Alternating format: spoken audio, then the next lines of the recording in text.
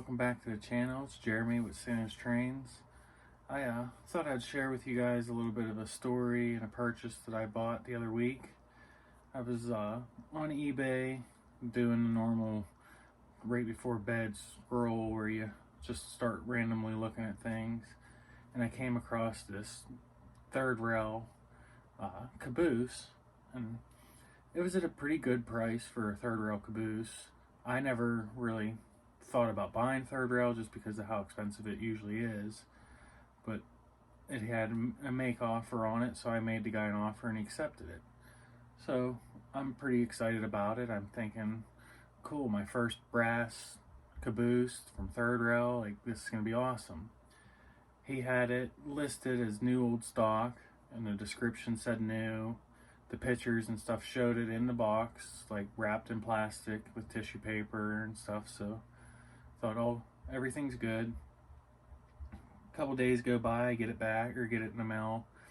I open it up to find a whole bunch of zinc rot on both trucks. Now, the seller said it was new. He opened it and saw it wrapped, and I believe that he thought that it was new, and I honestly think it is new. I think it just had a zinc problem from being older, because, I mean, the box and everything looks like it's an older third rail product. So at that point, I'm kind of bummed, because what am I going to do? I don't know if you can get third rail trucks. I didn't know if Line L trucks would work or MTH trucks would work. So I messaged the seller and just kind of like told him about it. And this is what is awesome, this guy stuck to being a good seller and said about giving me a full refund, shipping it back, or a partial refund. And I messaged him being honest, and I said, I'm not sure what would be involved in fixing it and getting trucks.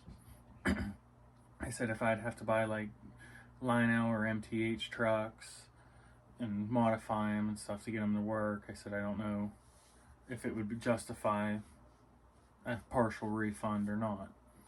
And he messaged me back later that night and told me, I'll tell you what, I'm going to refund you fully because I didn't realize that there was issues here. So he refunded me fully, told me to either fix it or trash it, but he didn't want to go through the hassle of sending it back and forth trying to make it right. So I was pretty blown away, because in this day and age, it's not very often you find people willing to do something like that.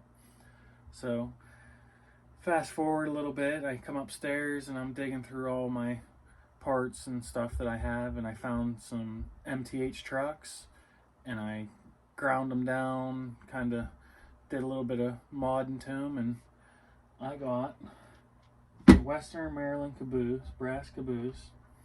Now these trucks are just the normal trucks. There's no power pickups or nothing yet, but Moody Locomotive Works is going to sell me a set of powered trucks from MTH that he has when I come up to York, so we'll get those and I'll light it up. But I figured I'd kind of bring you guys in. I'll show you how the detail and stuff is on it, and then we'll do a small run session. But I'm still, with everything, I'm blown away. The brass Caboose is amazing, and to get it for nothing is amazing. I mean, that seller, like I said, there's not many people out there now that'll do stuff like that, so I was pretty blown away. But I'll get you in closer and we'll take a look and see what the details and stuff are. Alright guys, well, here it is. This is 1902 in the Western Maryland scheme. From what my buddy Jake has been telling me, Western Maryland Jake, this style Caboose would have been more towards the diesel transition for Western Maryland. I, however, will probably run it behind 1309, probably 558, basically any of my Western Maryland scheme locomotives that I have. But he has a lot of books and stuff on Western Maryland. He actually found that 1902 was in a pretty bad wreck, I guess, and was pretty much completely destroyed. So we'll try to keep this one in nice condition, nice and clean, no scratches on the layout. But This is my first third rail product and my first brass product in O-scale, and I'm extremely happy with it. The detail is very cool, so I can only imagine what the new third rail stuff will be, because I think this was an older run. I'm excited to get the MTH powered trucks that I'm going to be getting off of Moody Locomotive Works at York, so I can get the lights and stuff back on. But I'll get it hooked up to 1309 with some reefer cars and get some footage of it running around the layout. I appreciate you guys tuning in and checking it out. So we'll get it running, and I hope you guys enjoy, and see you on the next one.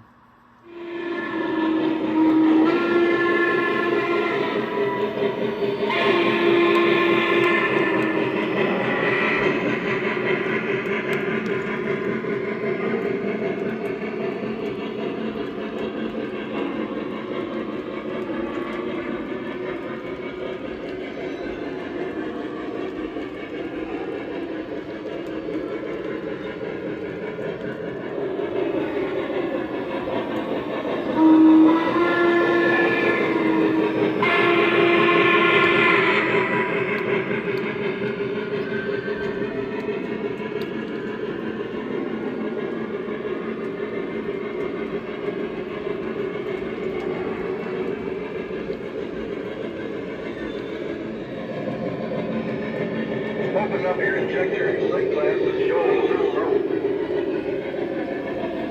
Alright, finally cleared of the yard limits. Let's get her up to track speed.